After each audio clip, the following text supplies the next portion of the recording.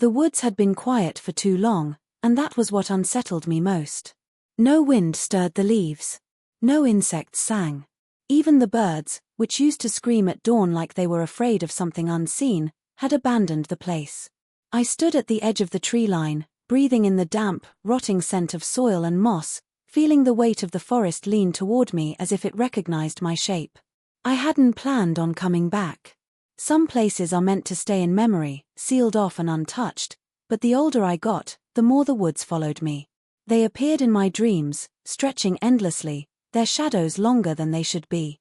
I would wake with the sense that someone had been standing at the foot of my bed, watching, waiting for me to remember something important.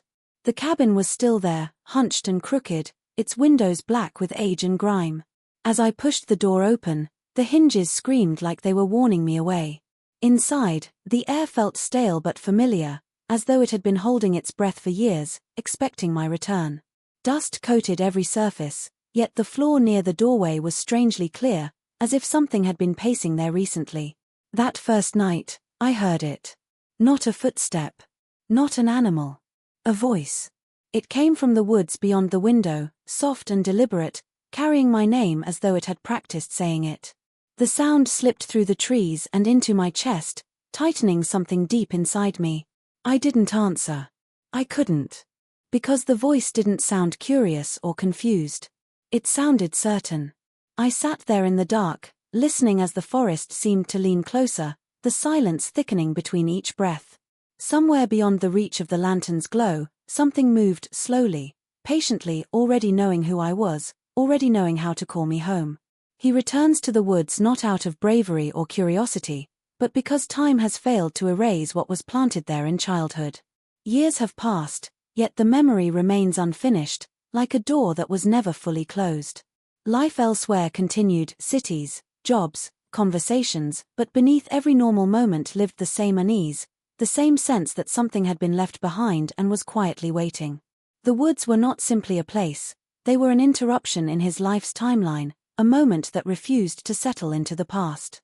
He tells himself the return is practical, even accidental, but the truth is that the woods have been calling in subtler ways for years, through dreams, through sudden silences, through the unshakable feeling of being recognized by darkness.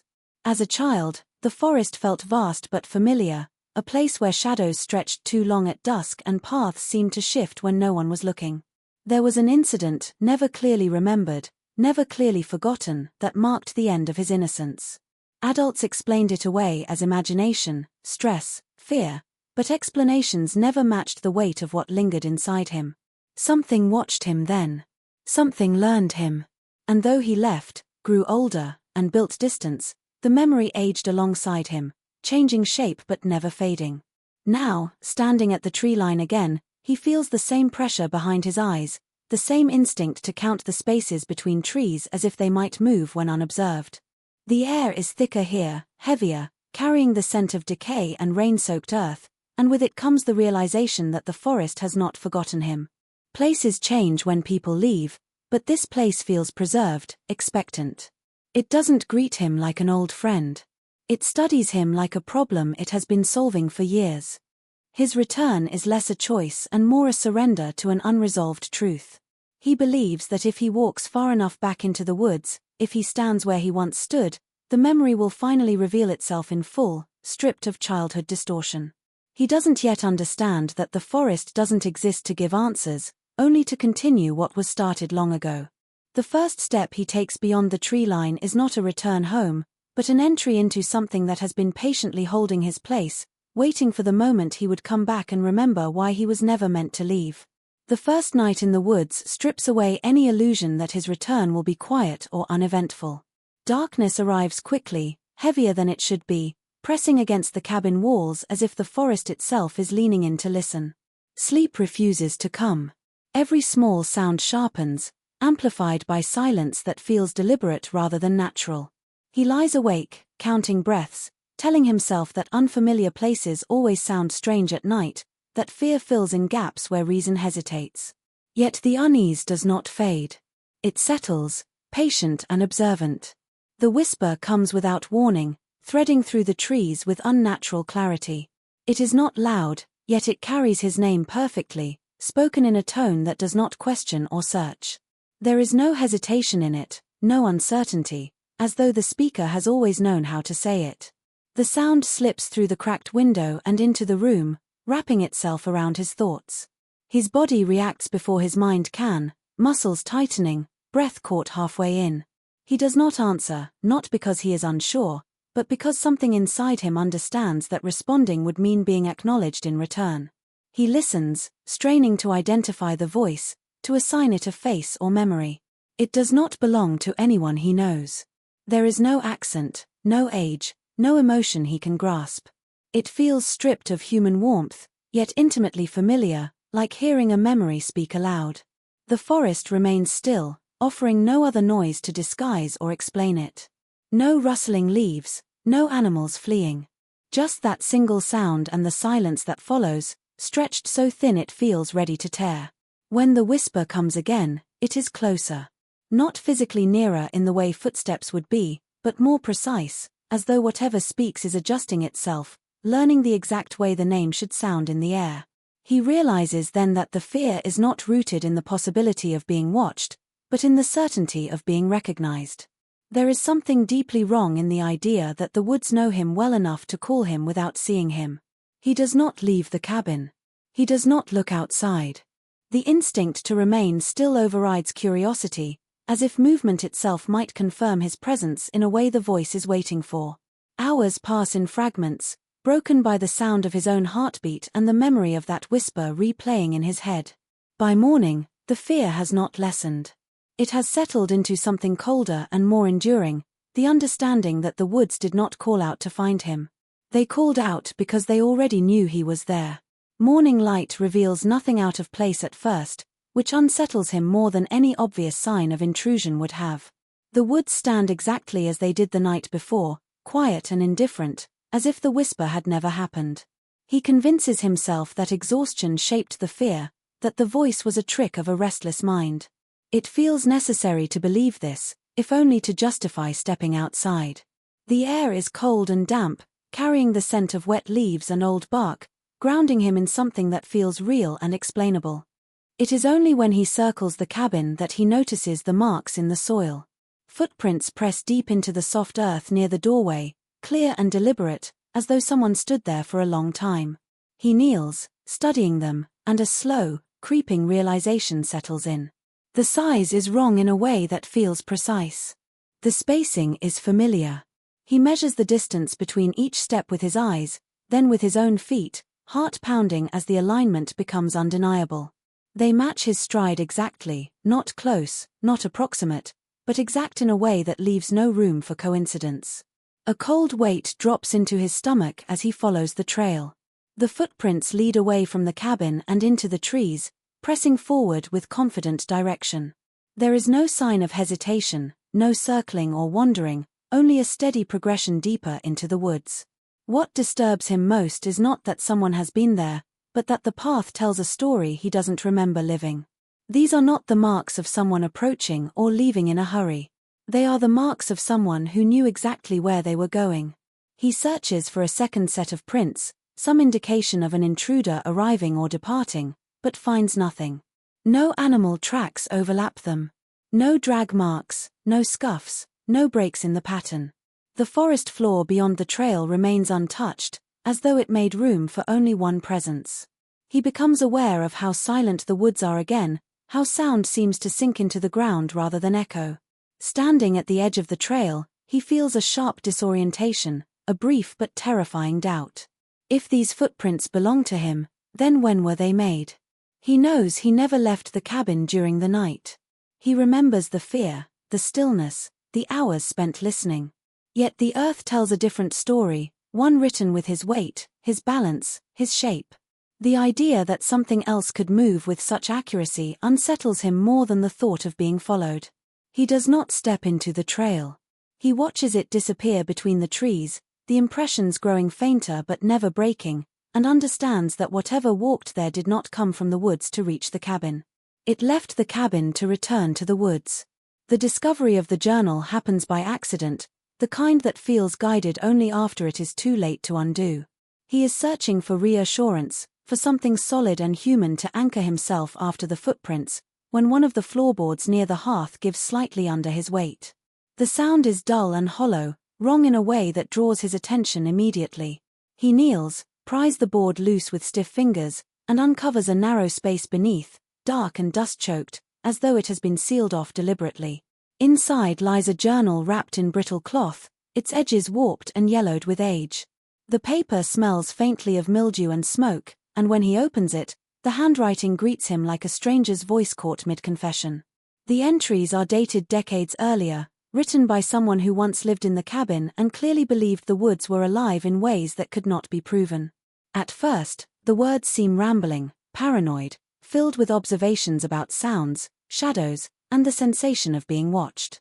He almost dismisses it as the product of isolation, until certain phrases begin to repeat. The writer describes a presence that does not arrive fully formed. It observes from a distance, lingering at the edge of vision, copying small movements without being seen. According to the journal, the shadow learns. It studies posture, timing, breathing. It memorizes routines and habits, waiting patiently until imitation becomes indistinguishable from the original. The writer warns that once the shadow learns enough, it no longer needs to hide. As he reads, unease sharpens into something heavier. The descriptions align too closely with his own experiences, not just the whisper or the footprints, but sensations he has felt since childhood and never named. The journal mentions the woods calling people by name, not to lure them, but to confirm them. To make sure the shadow has learned correctly. He turns the pages faster, pulse quickening, the words blurring as recognition settles in. The final entries are frantic, written in uneven strokes as if the writer's hand shook uncontrollably. They describe moments of doubt, of looking in reflective surfaces and hesitating, unsure which movements belonged to which body. The writer insists that the shadow does not hunt strangers. It waits for someone to return, someone it has already begun to understand. Someone who left before the learning was complete. He closes the journal slowly, the weight of it sinking into his hands. The cabin no longer feels abandoned. It feels inherited. The idea that someone else stood where he stands now, reading the same warnings too late, presses down on him. The woods outside remain silent, but the silence feels intentional, as though whatever waits beyond the walls is listening, aware that its story has been remembered, and patient enough to continue exactly where it was interrupted. As night returns, the presence described in the journal stops being an idea and becomes an experience he cannot ignore. It begins subtly, in ways that could almost be dismissed if he were willing to lie to himself. When he shifts in his chair, he catches movement beyond the window, a shape adjusting at the same time, as though responding rather than acting on its own. When he exhales slowly, trying to calm his nerves, the darkness outside seems to do the same, the silence thickening in rhythm with his breath. These moments are fleeting, easy to doubt, yet they repeat often enough to form a pattern. He forces himself to test it. He raises his hand abruptly, stopping midair. Through the glass, a darker patch of shadow along the tree line halts as well, frozen in an imitation so precise it makes his stomach tighten. There is no face, no outline he can clearly define, only the undeniable sense of correspondence. The shadow is not following him in the way a predator would. It is rehearsing him, refining its understanding with each mirrored movement. Sleep becomes impossible. Every time he closes his eyes, he feels watched not with hunger, but with concentration. The journal's words replay in his mind, especially the parts about patience, about how the shadow grows closer only when it is ready. As the hours pass, the distance between him and the presence seems to shrink. It no longer lingers at the edge of the woods. It presses against the cabin walls, stretching across them in warped, unnatural angles that do not match the position of any tree or moonlight. At some point, he realizes the shadow is no longer merely copying his actions. It is anticipating them. When he stands, it is already upright. When he turns his head, the darkness shifts before the movement is complete. This realization carries a deeper terror than imitation alone. It suggests familiarity that extends beyond observation, as though the shadow is drawing from something internal, something learned long ago. He avoids reflective surfaces, afraid of what comparison might reveal. The journal warned of moments when the original begins to hesitate, unsure which movements belong to which body. That warning feels dangerously close now. His sense of self starts to thin, stretched between action and reflection, between intention and echo. The cabin feels smaller, the air heavier, as though there is less room for both of them to exist separately. By the time dawn threatens the edges of the sky, he understands that the shadow's closeness is not aggression. It is completion. Each mirrored breath, each synchronized movement, is another confirmation that the learning is nearly done. The woods remain silent not because they are empty, but because nothing needs to chase him anymore. Whatever is out there is no longer practicing how to be him. It is nearly ready to take his place. The woods change in ways that are subtle enough to invite doubt, yet consistent enough to erase it. At first, he notices it in the small details, the kind the mind expects to be reliable. A fallen log that once lay across the narrow path is no longer there, replaced by an opening that seems too clean, too intentional. A cluster of stones he used as a marker shifts slightly overnight, forming a shape that points deeper into the forest.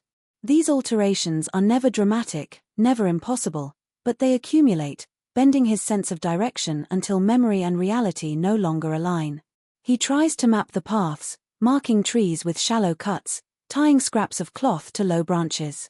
Each attempt fails in a different way. The marks remain, but the context around them does not. A tree he remembers carving stands in a place that does not match his internal map, its surroundings unfamiliar despite the clear evidence of his own hand.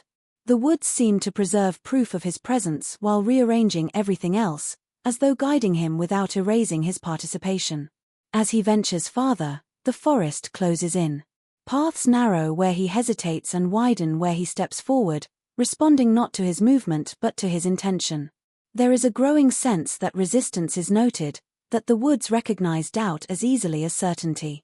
When he tries to turn back, the trail thins into undergrowth, branches clawing at his clothes, while forward paths open with unnatural ease, smooth and inviting in a way that feels wrong. Sound behaves strangely here. Footsteps echo when he wants reassurance and vanish when he needs confirmation. His voice seems to travel ahead of him rather than behind, swallowed by the trees and returned faintly from somewhere deeper.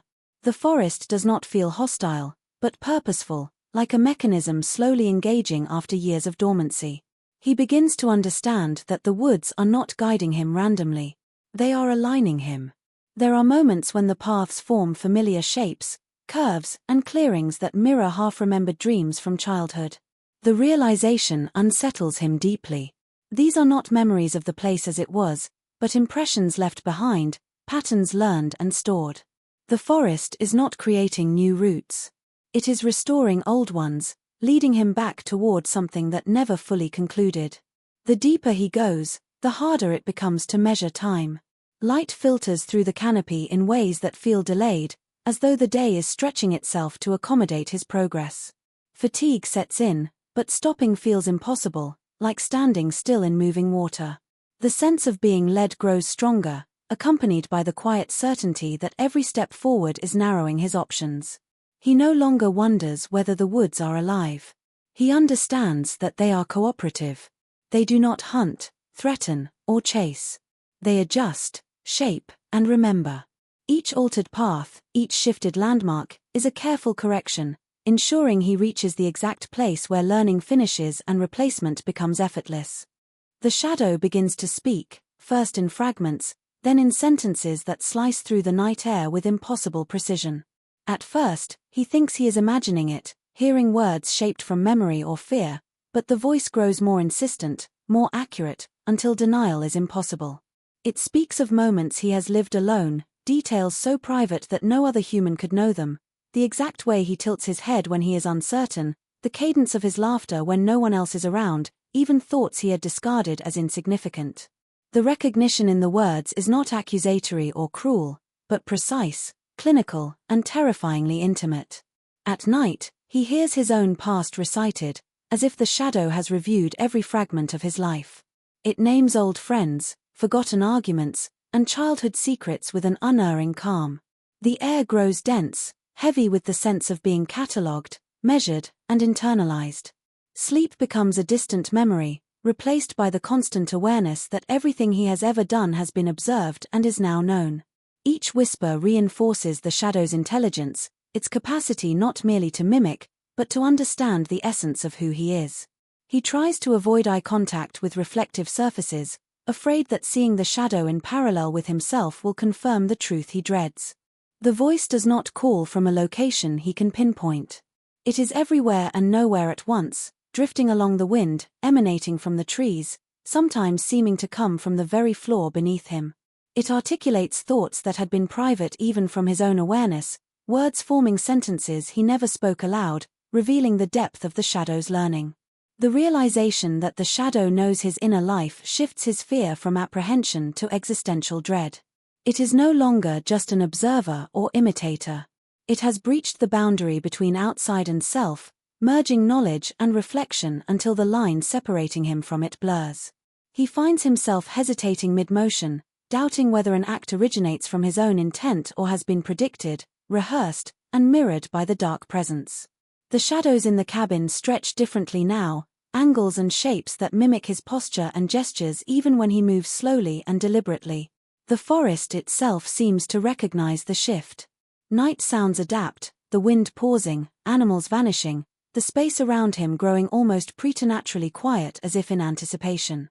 Every whisper, every repetition of memory, functions as a confirmation of ownership, a slow assertion that the shadow is no longer learning. It is consolidating what it has learned, integrating his life into its own presence, preparing for a culmination that is inevitable. His sense of self, once stable, wavers under this scrutiny, and he begins to understand the true nature of what has been following him through the trees, waiting for him to remember that recognition alone has never been safe. The missing person case comes to his attention not through the usual channels of investigation, but as an echo in the air, a fragment of conversation overheard in a nearby town, and a newspaper clipping left pinned to a bulletin board in the local diner. The article is decades old, yellowed and fragile, yet every detail feels alive, as if someone had been waiting for him to see it. The report describes a young person who disappeared into the same woods he now navigates, vanishing without a trace while friends and family searched in vain. Photographs accompany the story, faded and grainy, but the face in the image holds a familiar curve in the jaw, a tilt of the head, a sense of recognition that unsettles him.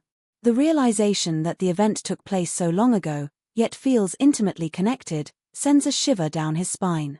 He reads further, discovering patterns that cannot be ignored. Several disappearances are catalogued over decades, each linked to the same dense section of forest. Local records mention strange footprints, whispered voices, and people claiming to have glimpsed shadows that mimicked human movement. The language of the reports is cautious, as though the authorities themselves were uncertain whether the incidents were real or the product of rumor. Yet the accumulation of stories forms a mosaic that resonates with his own experiences: the footprints outside the cabin, the whisper of his name, the strange shifts of the forest paths. It becomes impossible to separate the legend from what he is living now.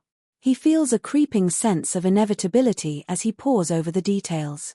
Each case tells the same story in different words. Someone enters the woods, something watches, imitates, and ultimately consumes the space around them, leaving nothing behind except fragments of memory.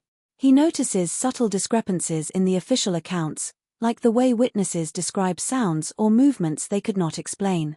There is a pattern, a rhythm that mirrors the shadow's own behavior. The forest, it seems, has always been a stage, and he is now performing a role written long before his return. The connection between past victims and his own presence becomes increasingly tangible. He wonders whether the shadow he senses is the same entity recorded in these reports, an intelligence that has persisted across generations, learning and adapting with every incident. The thought is horrifying because it suggests the events of the past were not isolated or random. They were deliberate, rehearsed, and inevitable. The woods were not merely a backdrop to human misfortune, they were an active participant, shaping outcomes with precise, almost sentient intent. He begins to see himself reflected in the missing, recognizing the vulnerability and confusion they must have felt. Their stories, once distant and abstract, now converge with his own experience, creating a bridge between the living and the lost. Every detail he uncovers, names, dates, footprints, whispered warnings cements the notion that he is walking in a space saturated with history, and that history is far from finished.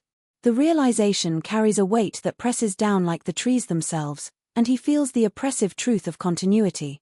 The woods do not forget, and they do not release those who wander too far into their dark, calculating heart.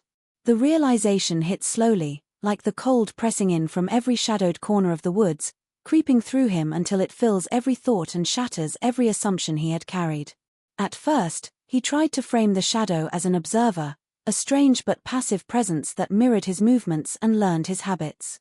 That notion became untenable as he noticed subtle differences in his own perception, small gaps in memory, moments when he could not recall whether an action had been performed or only imagined. The shadow was no longer simply copying him. It was preparing to take his place. The signs had been there all along, hidden in plain sight. The footprints outside the cabin had matched his stride exactly, yet there had been no one there. The whispering voice had known his name with unnerving familiarity, as though it had practiced it for decades. The forest itself rearranged around him, guiding him down paths he thought were familiar but never truly were. Each piece, each strange echo and unexplained movement, was a lesson he had unwittingly been teaching. The shadow learned not to follow. It learned to become. A growing dread settles over him when he considers what replacement truly means. It is not simply imitation or mimicry, it is erasure and assumption. The shadow does not just observe his body or gestures, it absorbs them, internalizes them, and begins to exist as an extension of him. Actions, thoughts, memories, and instinct become shared, blurred across an invisible line until distinguishing the original from the replica becomes impossible. There is no room for negotiation or escape.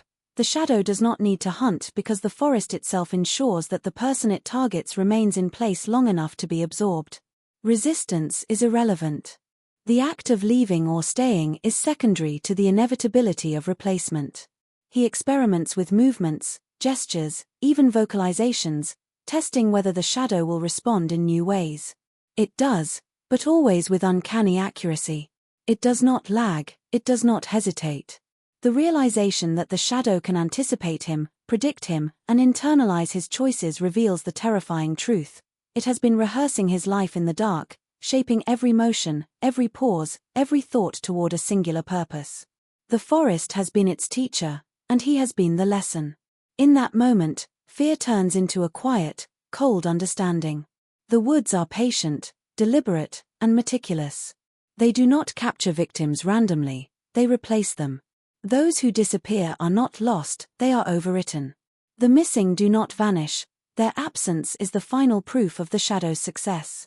He recognizes that his presence here is no accident. The forest, the shadow, the rearranged paths, the footprints, the whispering voice all have led him to this point. This is not pursuit. This is inevitability, and he begins to understand that the closer he has come to the shadow, the more complete the replacement has already become. The final realization settles on him with the weight of inevitability, cold and inescapable.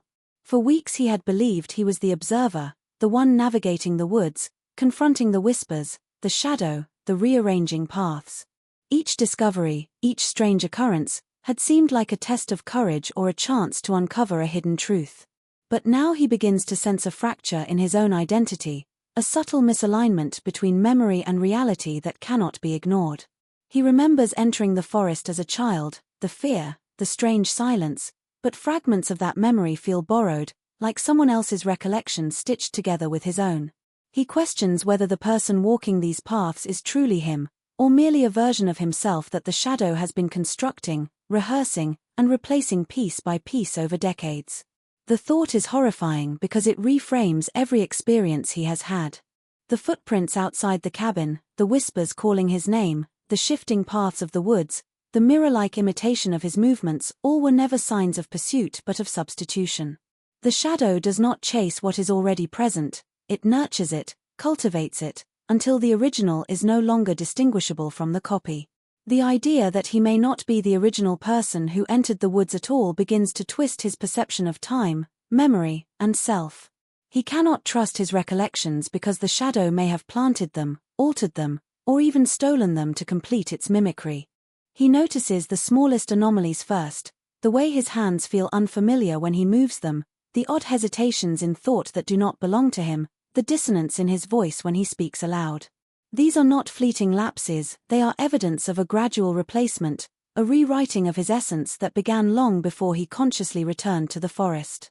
The realization that he may already have been replaced in mind, in memory, and perhaps even in body, transforms fear into existential terror. The woods are not a backdrop to his story, they are the instrument of transformation, patient and precise, ensuring that what enters them is never quite the same as what leaves, or may never truly leave at all. There is no anger, no struggle against the inevitable. Resistance seems pointless, a concept the shadow has already anticipated and absorbed. Every instinct, every step, every memory aligns with a process that began decades ago, continued quietly through whispers, shadows, and shifting paths, and now reaches its culmination. He senses the eerie comfort in the realization that the woods, the shadow, and the history of disappearances are all part of a continuum that does not depend on individual will. Identity itself is fluid here, and he begins to understand that what he thought of as self may already be someone or something else. The forest has claimed not just space, but presence, and the truth is inescapable. To be in these woods is to be observed, learned, and eventually replaced, whether the original knows it or not.